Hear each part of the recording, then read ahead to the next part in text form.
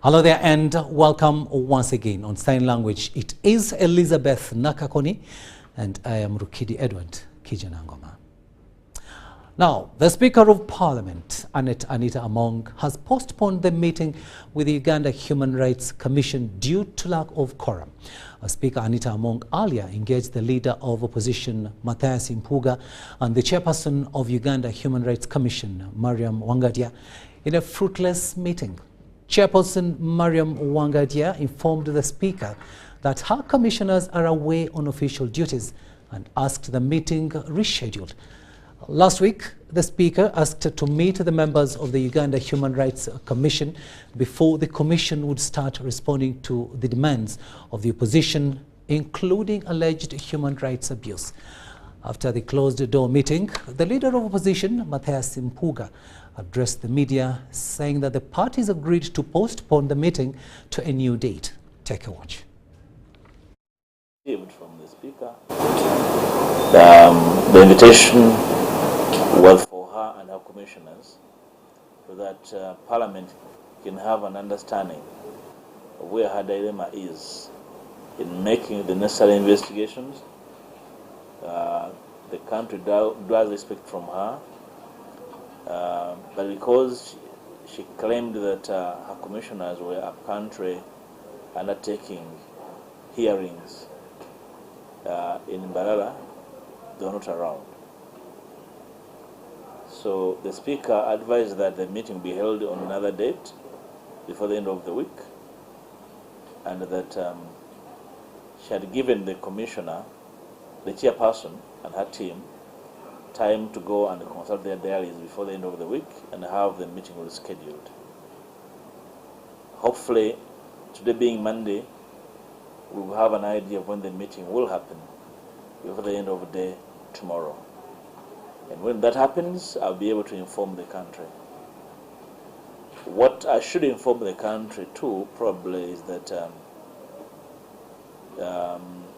the chairperson of the commission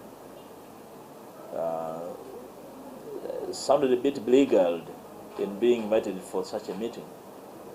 But the Speaker assured her that the meeting is not just a meeting in good faith, but an exercise of the highest level of responsibility on our part. Secondly, the Speaker has assured the country that tomorrow she will be able to make available the terms of reference for the other two committees. Remember, on the issue of human violations in the fishing communities, the Speaker assigned a joint committee of internal affairs and human rights to deal with that. So tomorrow we expect their terms of reference to be issued, and therefore we'll be able to follow up how they're going to execute that obligation and mandate as commanded by Parliament. So we are still expectant and await the outcomes of the meeting that is going to be rescheduled. Thank you.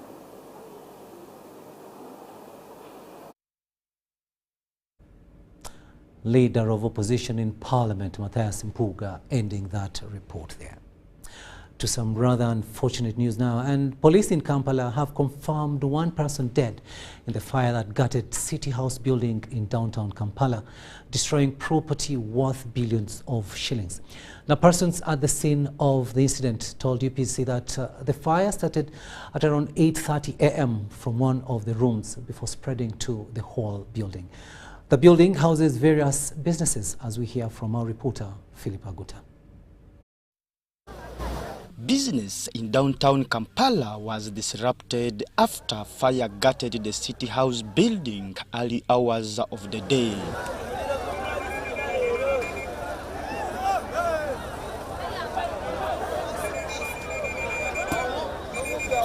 Police say the fire started in one of the rooms suspected to operate a restaurant at about 8:30 a.m. before spreading to the entire building. Smoke was visible from our station and we knew there is a serious fire in the building. So we responded with multiple responders, and immediately on arrival here, our team engaged the fire the fire started in the interior. There are some structures in there which the fire started from. And the fire picked up intensity from that point, and because of heat radiation, it was able to extend to other parts of the building. The building houses various businesses, including restaurants, accommodation, and shops. One person was discovered dead, although their identity was not yet established.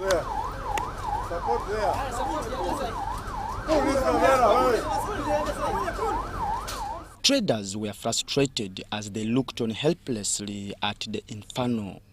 Fire burned 4 hours. 4 hours. You know, our properties, you know how much money we've lost down there? Are they going to pay us? Are they going to pay? Eh? They should be serious. This is business. Kawala kange kwe kunkubira essimu ne kaŋŋamba maama oli waka naye ebintu emmali yaffe eggwaawo kati ze kwe kutandika okukuba essimu ne nkubira abalala ne mbagamba bannange muli kuki nti ebintu byonna tulina n'ekimu kye tukoze eki kye tuggyeyo bikyali mu dduuka ne mbagamba mwanguwe okufuba okulaba nga mutaasa ki ebintu muggyeyoko ebimu. By the time of filing this report, the cause of the fire was not yet established, although Kampala Mayor Salim Uhuru and police say investigations will unearth the cause of the fire. So far, the Lugambo is the people who are cooking on the basement. That's where the fire started from. But we'll wait for the final report from the police. We are yet to clear the whole place, and from there we shall ascertain what could have caused the fire. The mayor, Kampala Central, Salim Uhuru, says council has already resolved to close buildings without firefighting equipment. We are going to come and close your building. We shall close your building until you improvise, because people are paying rent. Philip Aguta and Justin Nakame in Kampala. Very sad incident there. Now, police have impounded 1,460 cows, while 105 cattle keepers have exited Gulu district in response to the presidential directive requiring all Balalo to vacate the northern region. Meanwhile, the Joint Anti-Terrorist Task Force, JAT, has arrested a disguised madman armed with an AK-47 magazine in Jinja City.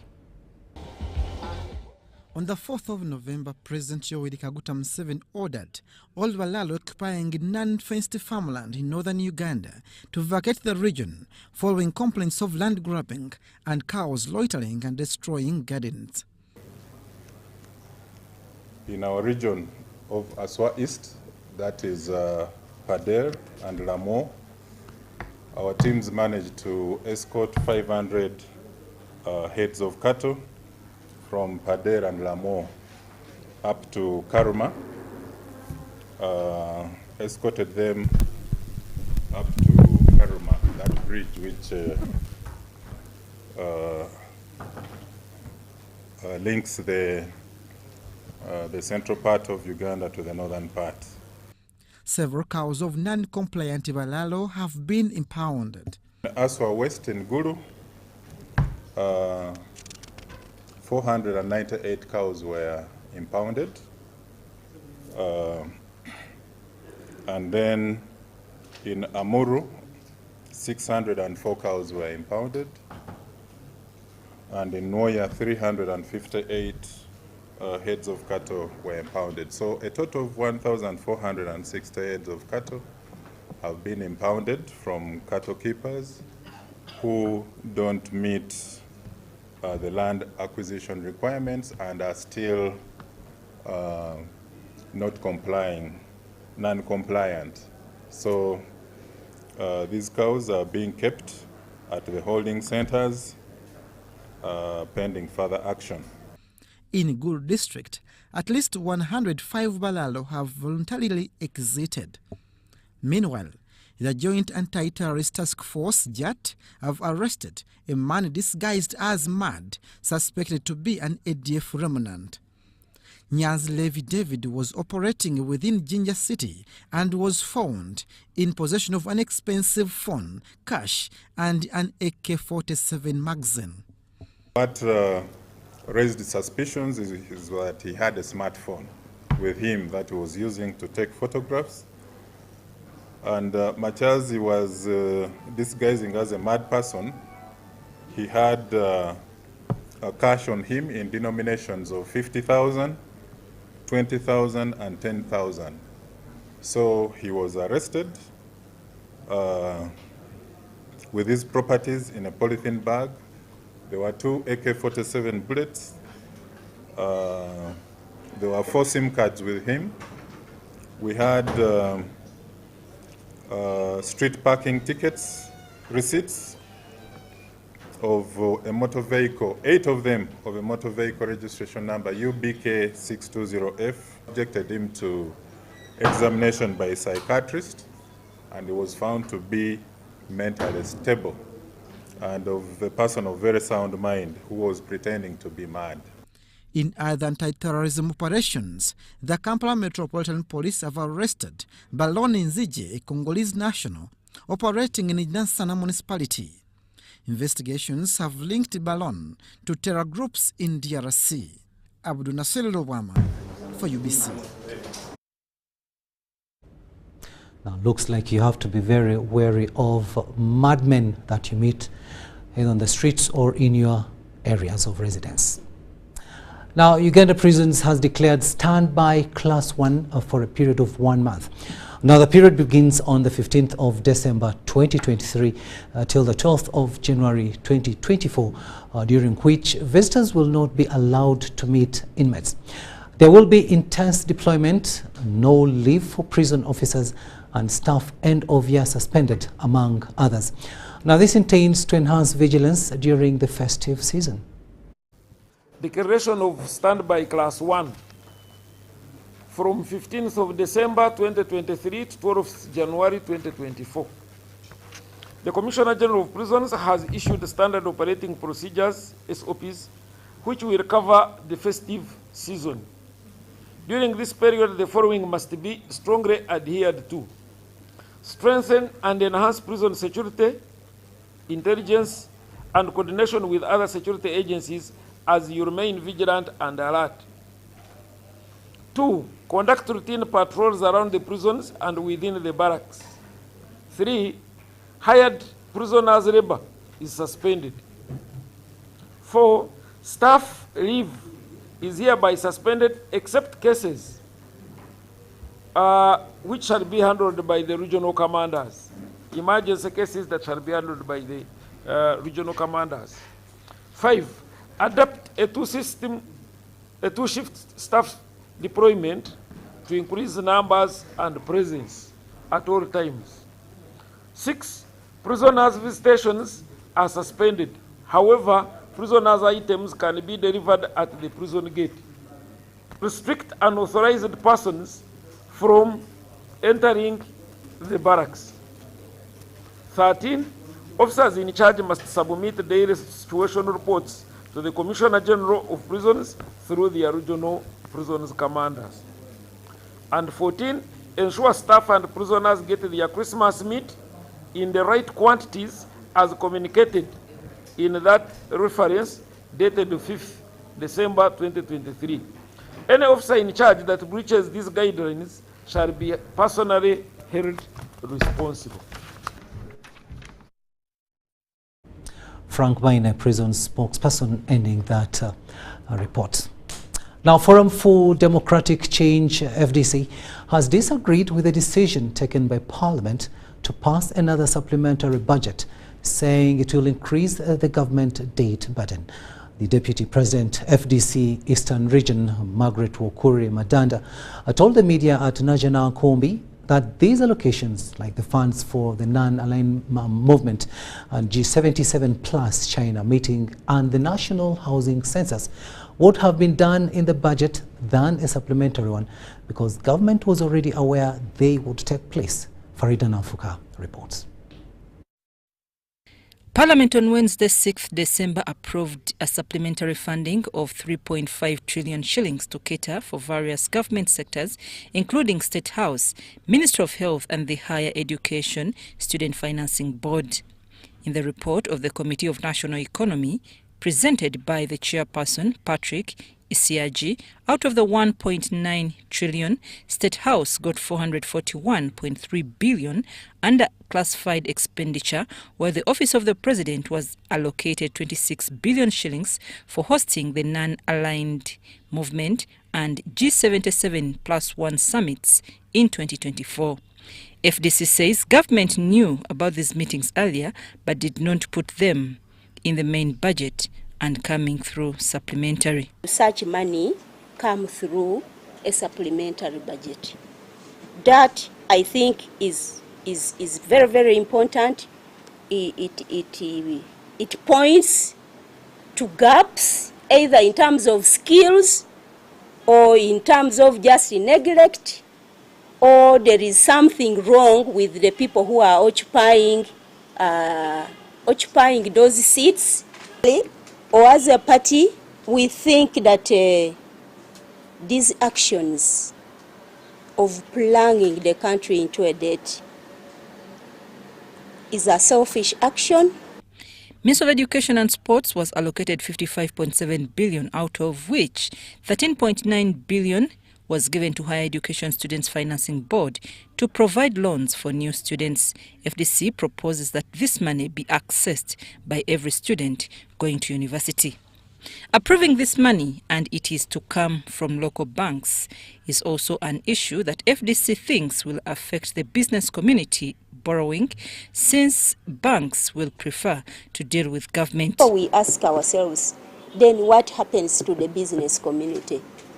Either they will not find money or the money will be too high for them. And we know the role of the business community. They are the ones mostly employing Ugandans. So if we kill these businesses, then we are going to make the already bad situation of unemployment worse. Meanwhile, on the structure elections being conducted by the FDC members at Katonga, the Najanankumbi group says the party structure building ended with the delegates conference held on 6th October 2023. However, the National Council to sit this Friday will determine whether the people conducting these elections are still lifetime members of the party to come up with action as per the party constitution. All the people who are still FDC, if they are found as part of the group that is engaging in this activity, they will be called to the disciplinary committee. And then the disciplinary committee is the one that is going to determine whether what they are doing is so bad that it has put the party in bad light and then therefore they deserve dismissal, or that committee will also determine and say, well, what they are doing, the people who are doing this are not party members and therefore they need to be taken to court. I'm Nafka Farida and Sana Anet in Najanankumbi. Now, the Deputy Chief of Defence Forces, Lieutenant General Peter Elwelu, has hailed the Commandant of the National Defence College, Kenya, for choosing Uganda as a destination for their study for course 26, 2023-2024. Now, this was during a meeting at the Ministry of Defence and Veteran Affairs headquarters with members of faculty and course participants from the National Defence College, Kenya, who are on a study tour in Uganda. Today, we have visited Lieutenant General Peter Elwelu has urged the security sector personnel to ensure that their respective countries and regions remain peaceful to guarantee security for the prosperity of the people. He encouraged the course participants to research comprehensively during their tour of study in the country. Colonel Nehemiah Kemei, a course participant, said the tour to the Ministry of Defence and Veteran Affairs is part of their study to understand the socio-economic, political and cultural aspects that underpin the relationship between Uganda and Kenya. And the objective is to understand how we can deepen this relationship, because the NDC Kenya course focuses on preparation of us to be senior policy makers and policy advisors. The NDC Kenya course focuses on preparing participants to be senior policy makers and advisors within their respective countries. The meeting was attended by the Chief of Personnel and Administration, Brigadier General James Chinarwa, Chief of Training and Recruitment, Brigadier General Matthew Gurume, Brigadier General Abdul Rugumayo, and senior officers of the UPDF.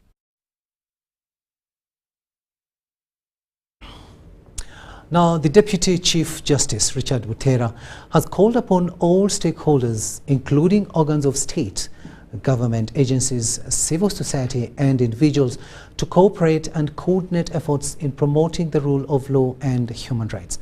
Now, this was during the International Day for Human Rights, marking 75 years of the Universal Declaration of Human Rights here in Kampala.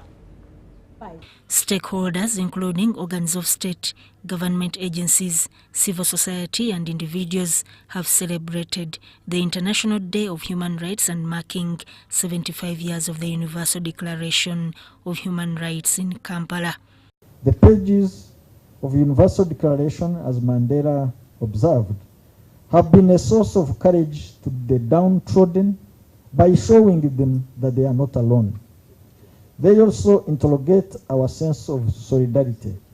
Notwithstanding the core fact of persistence of human rights violations throughout the world, this document has served and will continue to serve as a reminder that the world community cannot turn a blind eye to the suffering of the oppressed and the destitute, and that it has a mandate to concern itself and, where possible, offer succor beyond all frontiers.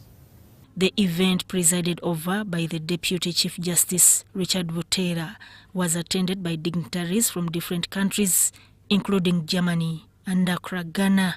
Justice Butera affirmed the judiciary's commitment to uphold and safeguard human rights, urging collaboration with the Human Rights Commission for a society that honors civic responsibilities.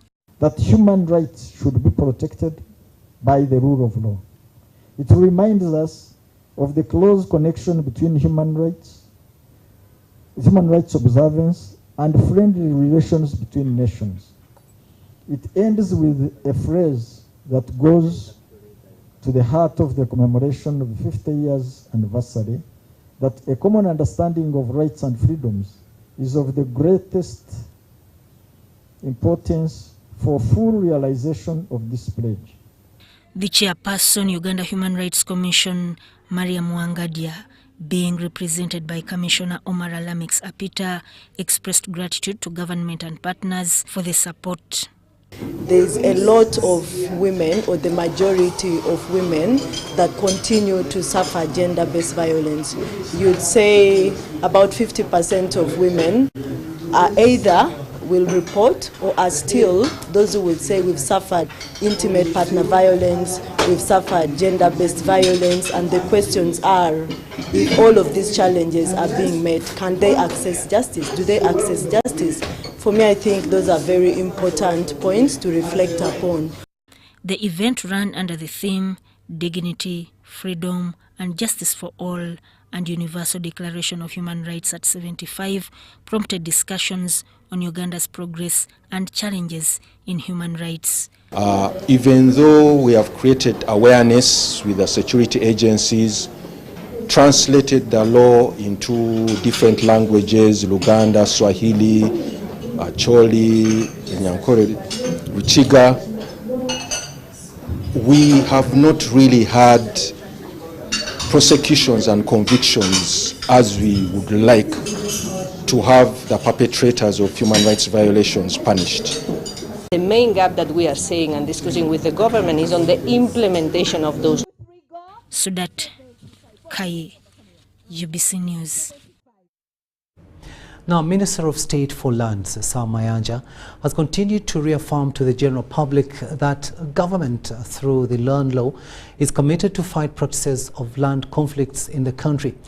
Minister Mayanja says the government will curb land conflicts affecting the country socially and economically, plus government programs aimed at increasing on household income among communities.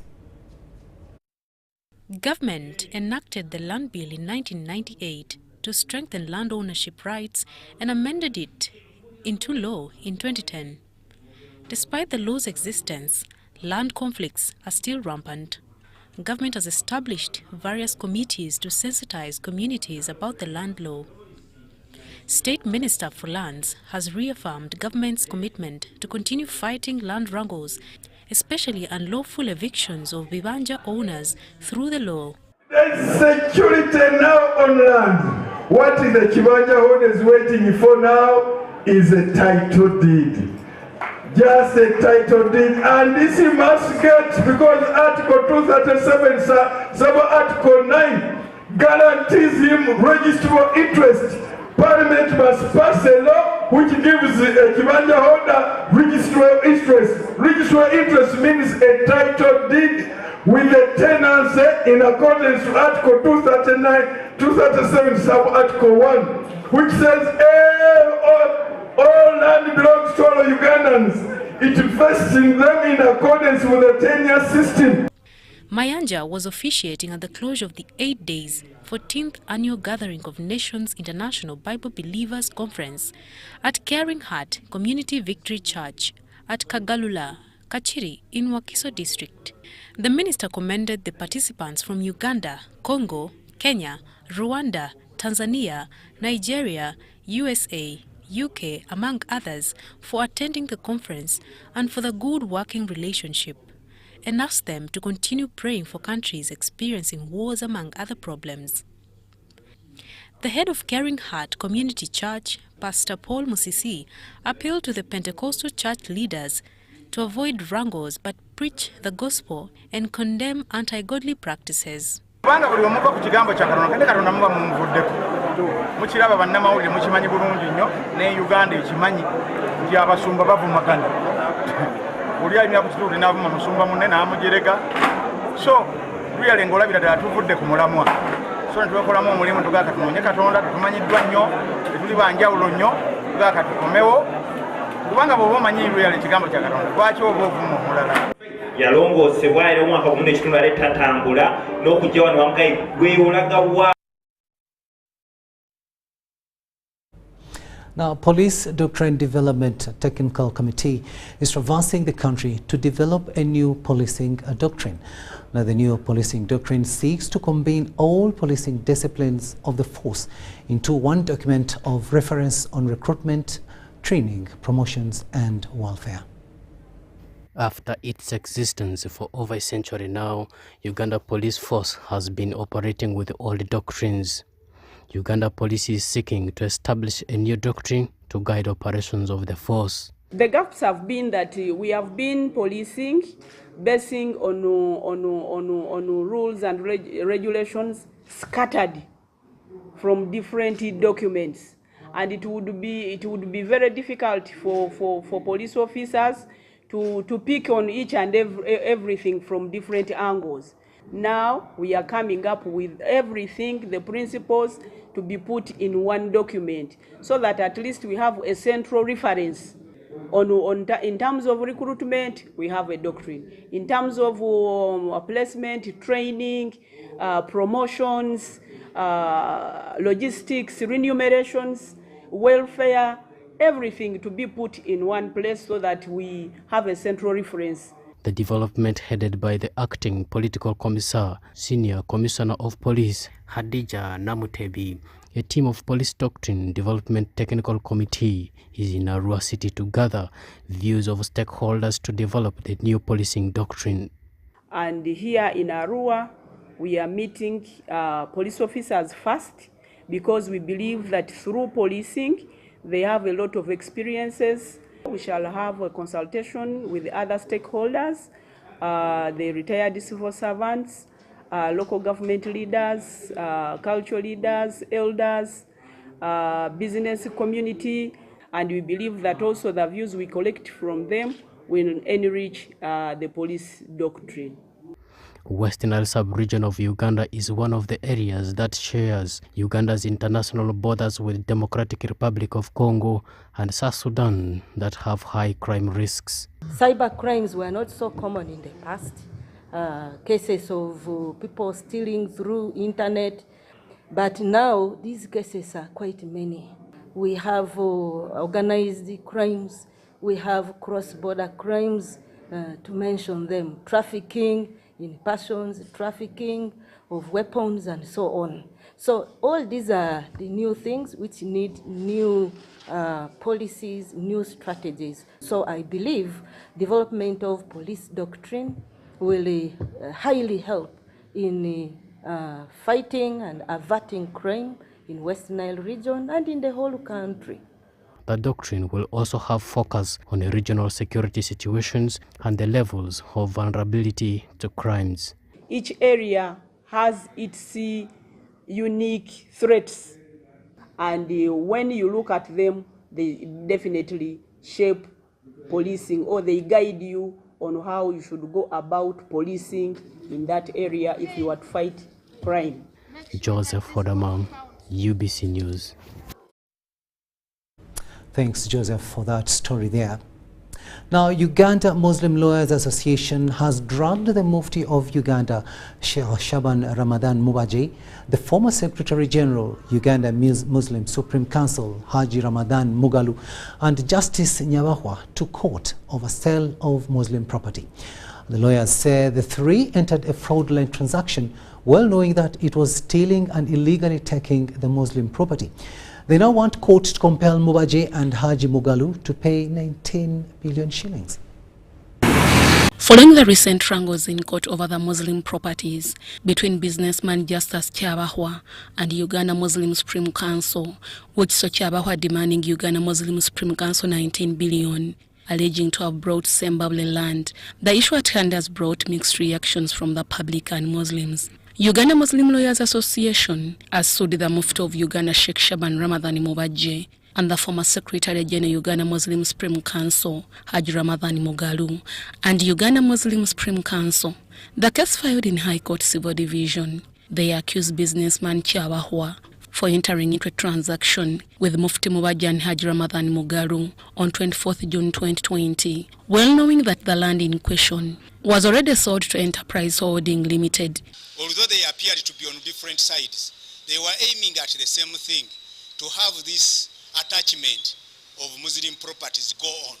And that's why Uganda Muslim Lawyers Association have taken time to study, to investigate, and we've concluded that what is happening is a syndicate between the purported buyer and the officers of Uganda Muslim Council. The advocates contend that the three only entered into a syndicated fraudulent agreement targeting prime properties of Muslims. It was designed to defraud through deceit and calculated maneuvers, property belonging to the wider Muslim community. We cannot sit back as Muslim lawyers and let this happen. You will see that there was a new constitution made some time back. That constitution took away the powers of the managers of Uganda Muslim Council to sell.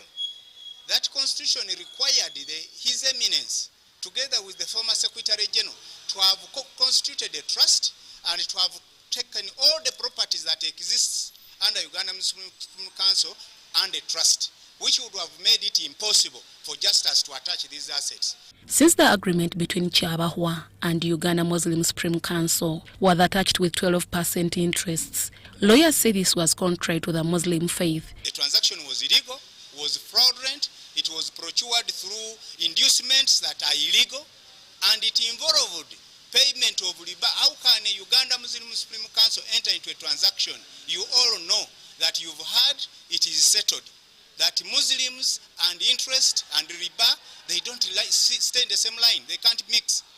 But how can the highest authority on Uganda Muslim Supreme Council have appended his signature on a document that condemns all of us to act contrary to our religious belief? They now want court to announce the transactions as null and void and compel Mufti Sheikh Shaban Ramadan Mubaje and Haji Ramadan Mugalu to pay the alleged 19 billion to Justice Kyabahwa. Same was tainted with illegalities, fraud, syndicate, among others. And Uganda Muslim Lawyers Association is seeking to have it declared null and void. And indeed, there are a number of issues to be resolved by court. Recently, Commercial Court and Court of Appeal ordered Uganda Muslim Supreme Council to pay businessman Justice Kyabahwa over 19 billion. Deborah Namamonde, UBC News. News Tonight will now take a short break, but we'll be returning with much more. Do stay with us.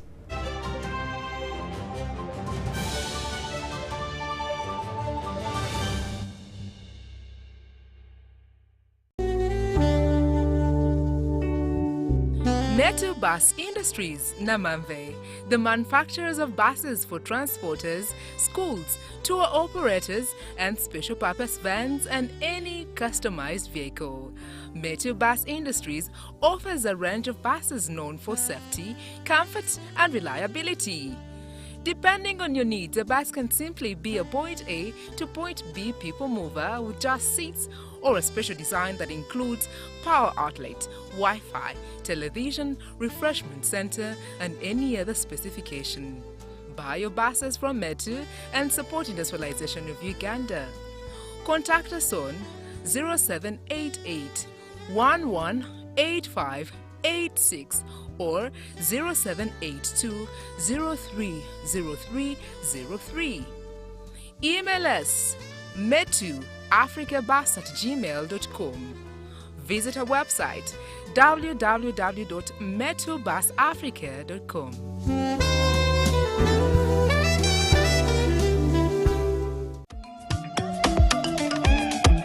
Jovia ng'oyolekera ku lugendo luno olw'obulamu nkuwa ekirabo eky'amaanyi agataziizibwa, amaanyi okulabibwa n'okuwulirwa mu mawanga ageewala ennyo, okutuuka buli wamu nga yadde togenzeeyo, ensi yonna ng'ekuli mu ngalo.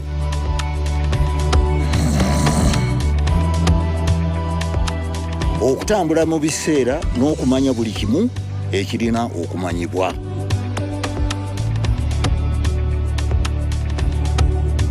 Jovia, kino kye kirabo kyange gy'oli.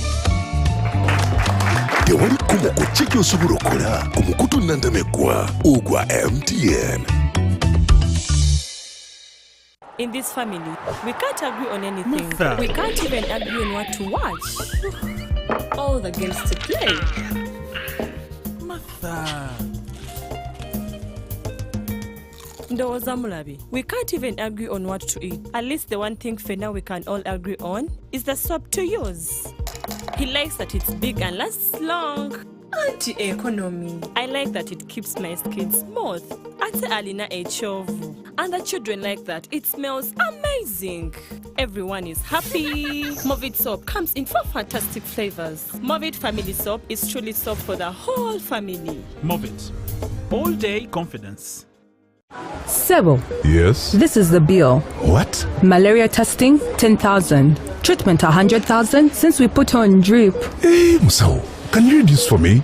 Before I brought my wife here, I'd already spent money on buying herbal medicine and drugs from the pharmacy, which didn't work. But Sebo, the government gave out mosquito nets. Doesn't your family use them? We got the mosquito nets, but they got holes and we didn't know what to do. Protect your loved ones from malaria. Sew your mosquito nets whenever they get damaged to keep the mosquitoes away. Ensure all nets are tied up every morning to avoid damaging them. Ensure that everyone in your family sleeps under a treated mosquito net every night, whether it is a cold or hot season. Together, we can chase malaria out of Uganda. This message is brought to you by the Ministry of Health with support from Global Fund. No malaria catch. Metu Bus Industries, Namamve, the manufacturers of buses for transporters, schools, tour operators, and special purpose vans and any customized vehicle. Metu Bus Industries offers a range of buses known for safety, comfort, and reliability. Depending on your needs, a bus can simply be a point A to point B people mover with just seats, or a special design that includes power outlet, Wi-Fi, television, refreshment center, and any other specification. Buy your buses from Metu and support industrialization of Uganda. Contact us on 0788 118586 or 0782 030303. Email us metuafricabus@gmail.com. Visit our website www.metubusafrica.com.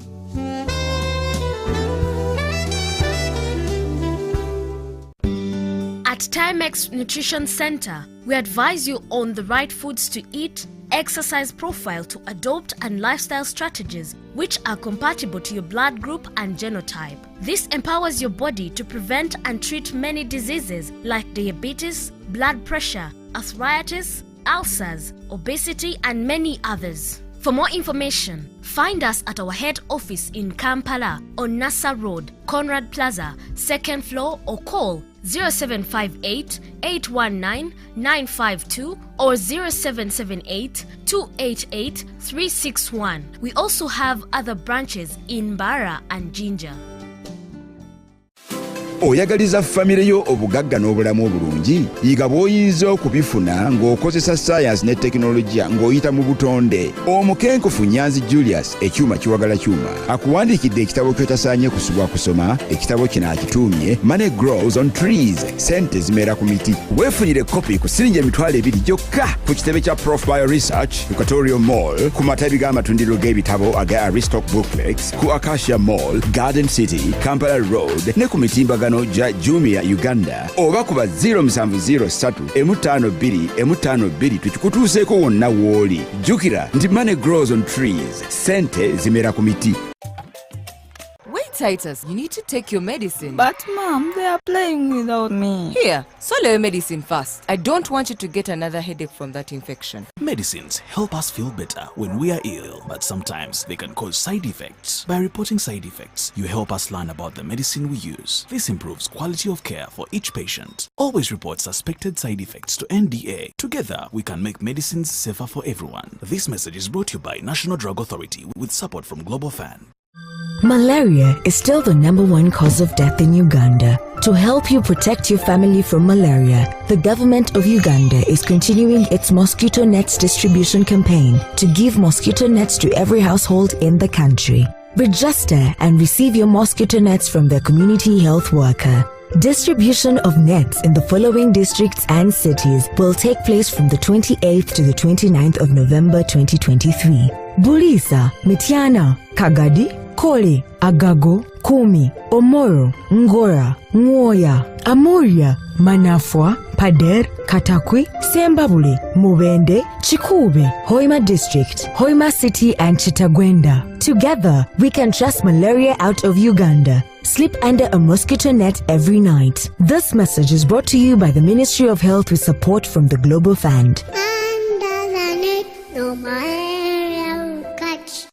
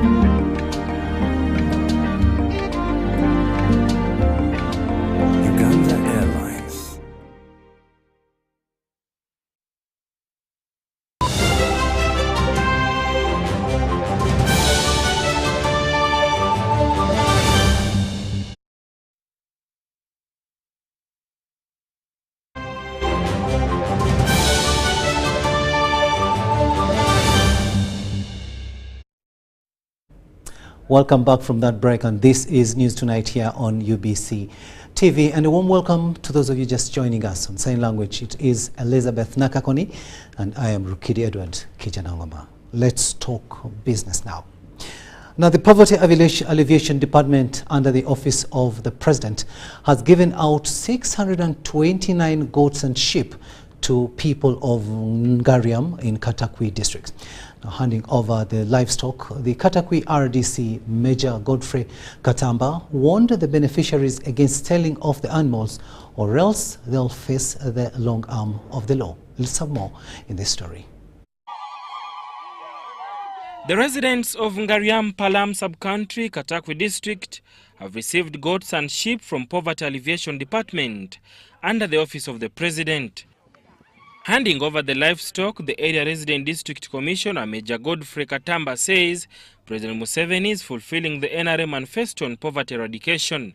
I extend this sincere gratitude to the NRM government under the leadership of His Excellency the President for managing to fulfill its promises to the people of Katakwi, especially as per our NRM manifesto, which is a social contract to the electorate. This is a serious capital, and it is in fulfillment of our NRM manifesto, the area of focus number 1, which is wealth and job creation.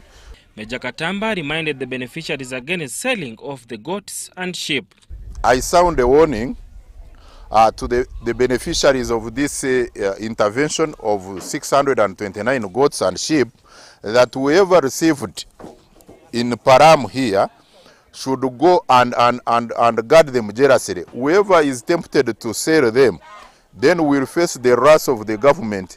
The Poverty Alleviation Department Coordinator in Eastern Region, Helen Okumu, training was first given to selected ones on how to keep these animals to prevent losses. If you are interested in keeping pigs, so be it. Because with all these things you need love. You need to love what you are doing.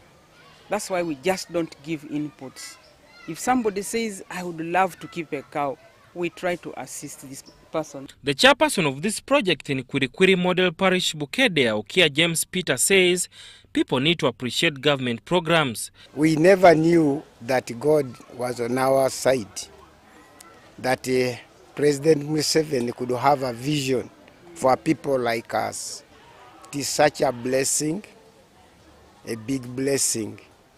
Some of the beneficiaries applauded President Museveni for the support. We are so proud to receive these goats from the office of the President, and we feel so happy, and we know that our poverty will be elevated. We thank this government very much, and we think we shall continue voting it until the end. These goats will develop and help us in the education of our children. At least 305 goats and 324 sheep were given out of 157 homes. Sada Mubale, Andrew Sebira, UBC News.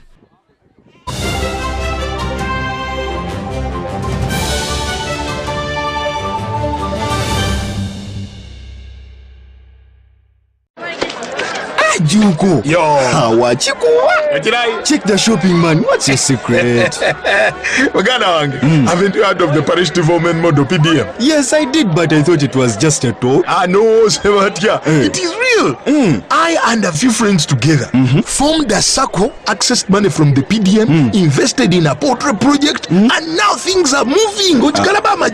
Juko. I thought I was one of your friends. You are. But you left me behind. I didn't leave you in poverty. What you do, just visit your LC2 chairperson and your parish chief and start the process of economic transformation. Just like that. The parish development model is an initiative from the government of Uganda through the Ministry of Local Government designed to transform all lives of Ugandans for the better. PDM, my parish, my development, my life.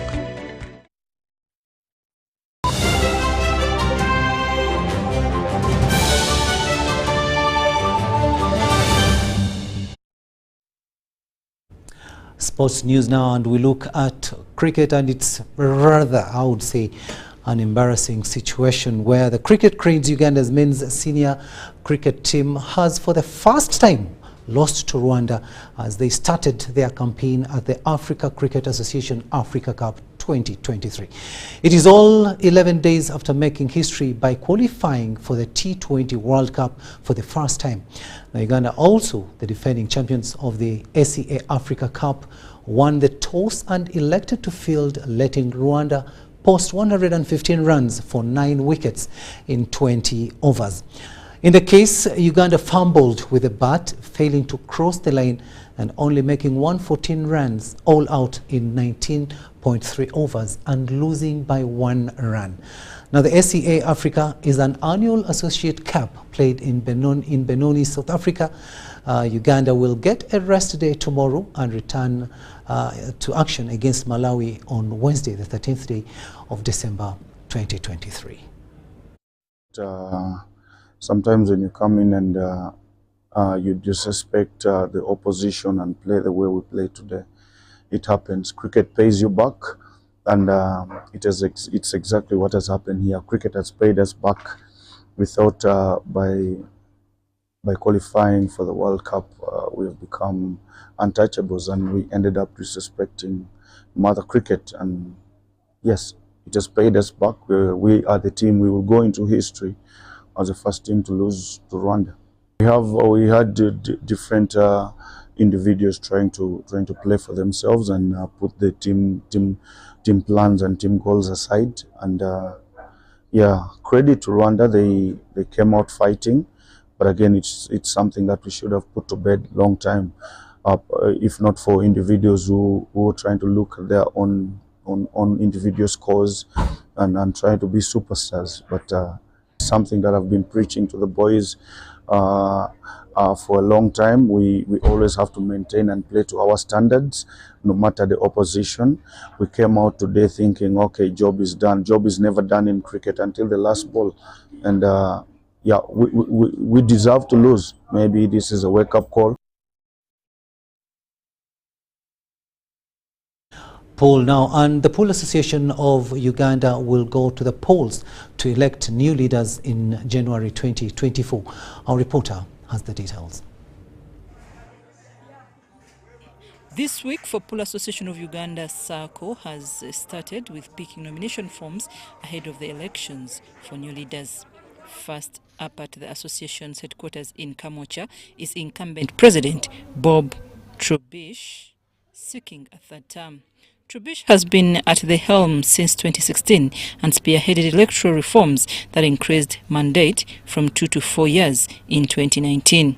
His latest spell was dented by COVID-19 and loss of sponsors. One of them is to see that we can convert into a federation and also have our constitution reviewed. And the other thing is to do with sponsorships. I would like to see that the association can get more partners on board. And the other area is around discipline. I believe that in terms of the players, there is more that can be done in terms of the discipline of the players, and that's something that I would like to focus on. And that's all we had time for. Thank you so much for watching. Our next edition comes your way at 10 p.m. But for now, we'll take you to Marrakech, Morocco, where the CAF Awards 2023 are taking place right now.